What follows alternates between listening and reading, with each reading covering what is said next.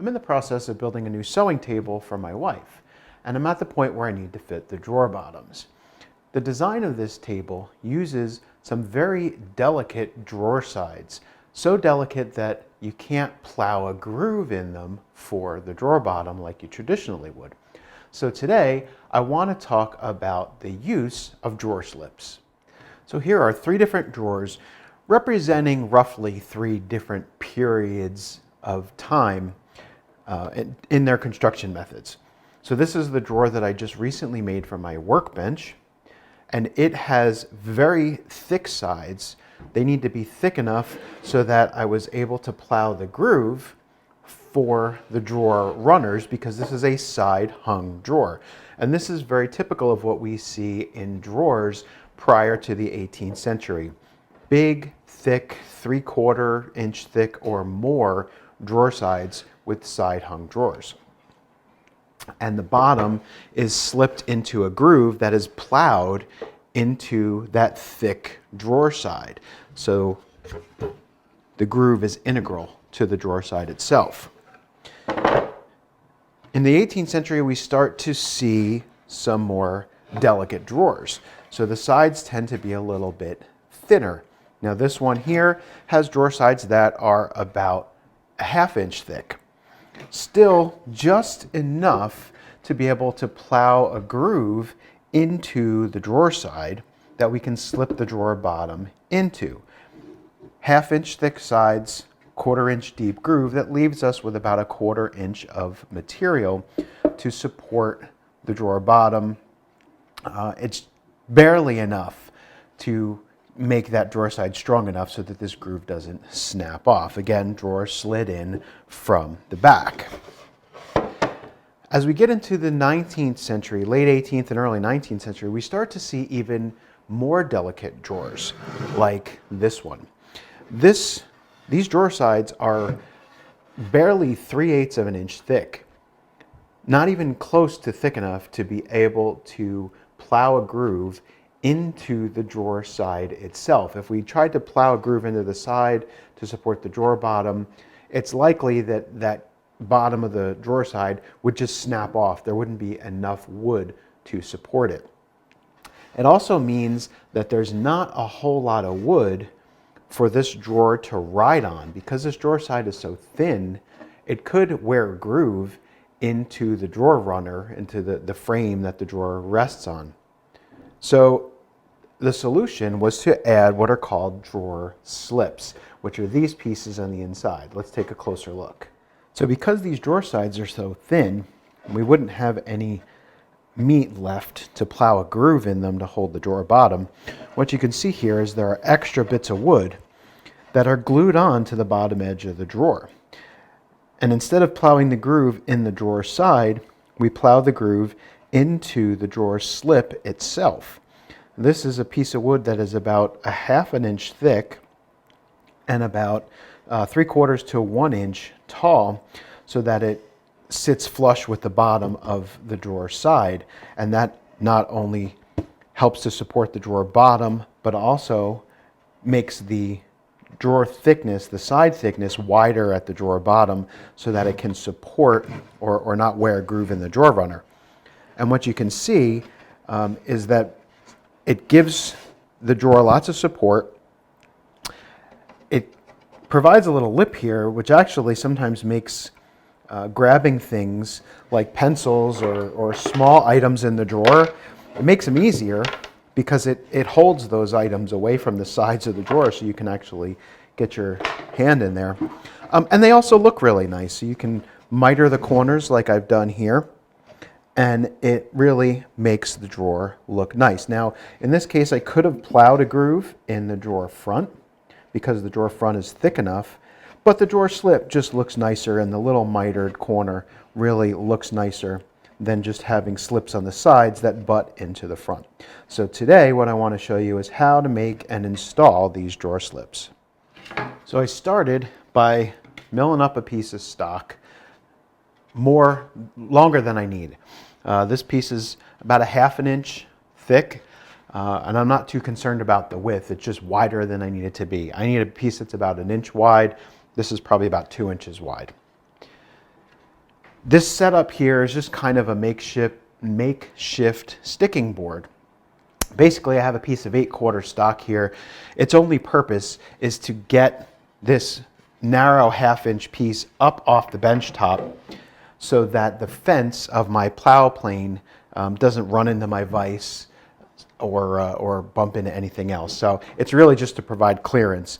If you don't have a vise in the way, or you could just open the vise up all the way, you don't really need this. The holdfasts are holding down the piece of 8/4 stock and a couple of stops that I can butt my stock up against and allow that stock to overhang the 8/4 stock by about 1/8 to 1/4 of an inch, just enough so that the fence of the plow plane is riding on the edge of the stock that I'm planing and not on the edge of the 8/4. And I also have a piece here that's a little thinner than what I'm planing, and that's just clamped there to act as a planing stop. So what I'm going to do first is to plow a groove into the face of this wide board. So I'm plowing it about 1/4 of an inch away from the edge, and I'll plow the groove about 1/4 of an inch deep, starting from the far end and working my way back gradually.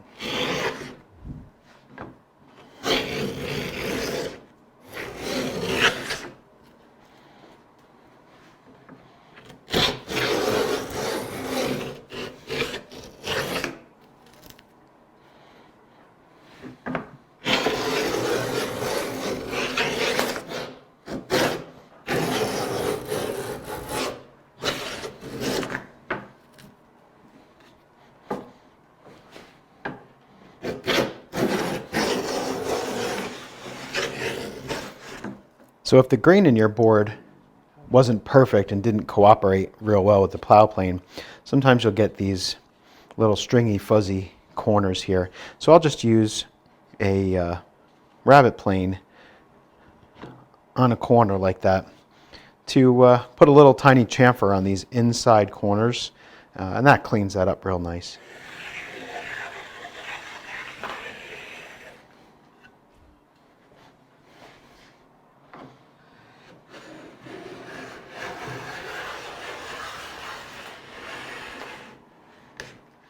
I'm also going to bevel off this top corner here. This is going to be the top of the inside of the drawer. And this is just going to keep that edge from breaking off. And it'll also look a little bit nicer. So after planing the groove and the bevel on the top, I ripped it to about 1 inch wide.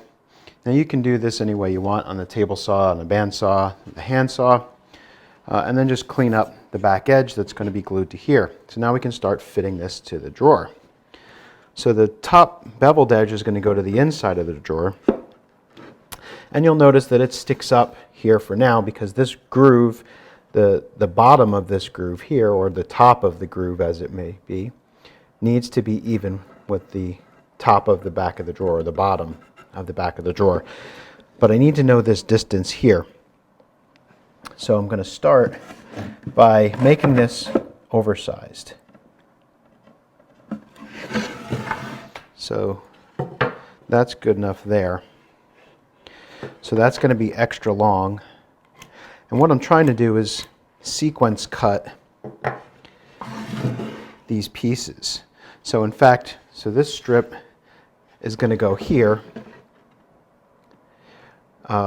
In actuality, it's going to go here, but it's the same length. So now what I want to do is line this up with the front and make a mark here.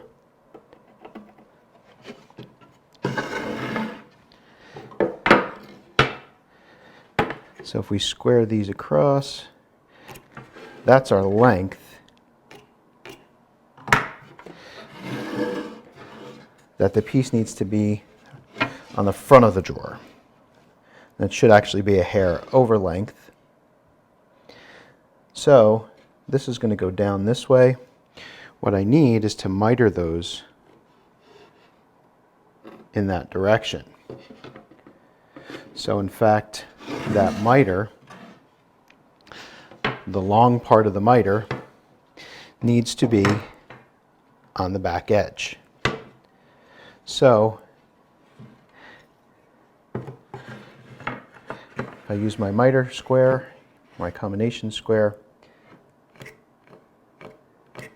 that is the angle that I need to cut there, which means the other one is going to have the opposite angle.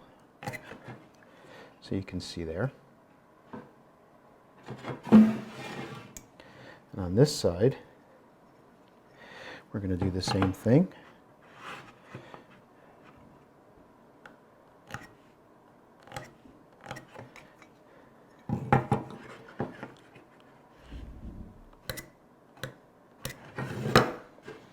Okay, this material in here will be waste.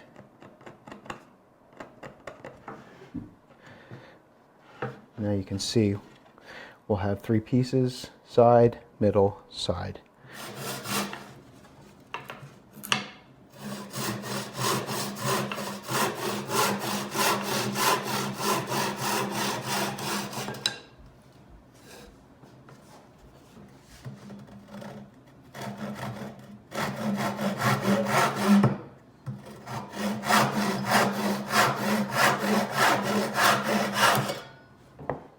So after sawing the miter, I'll fine tune it on a 45-degree shooting board.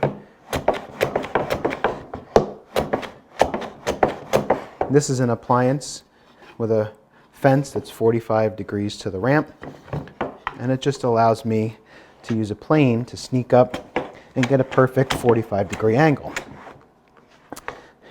If you're curious about shooting boards, you can check out the video that I did on the different types of miter shooting boards.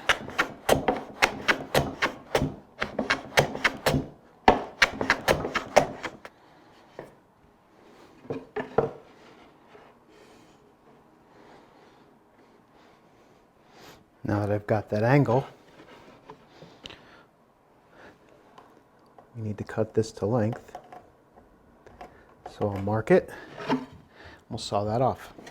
And I can fine tune the length on a 90-degree shooting board until I get it to just drop in place, right where I need it.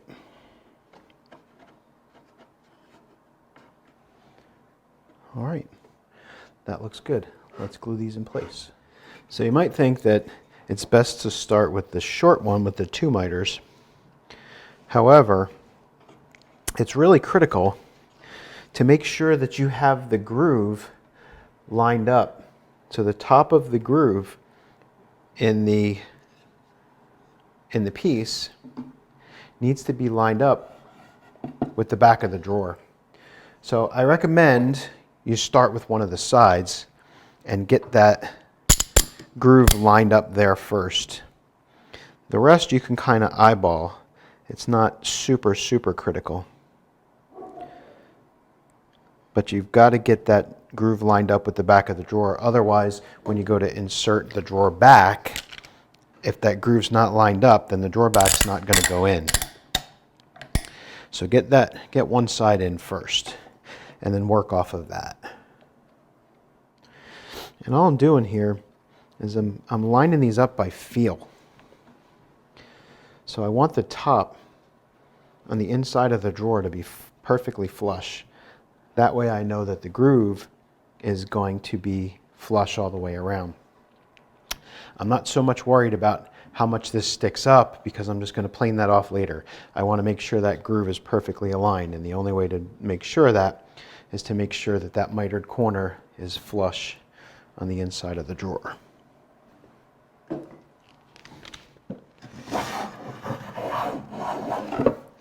Once the glue dries, you can just plane the drawer slips flush with the bottom of the drawer. So then the drawer bottom will just slip into the groove in those drawer slips. There it goes. Now we can mark it for length.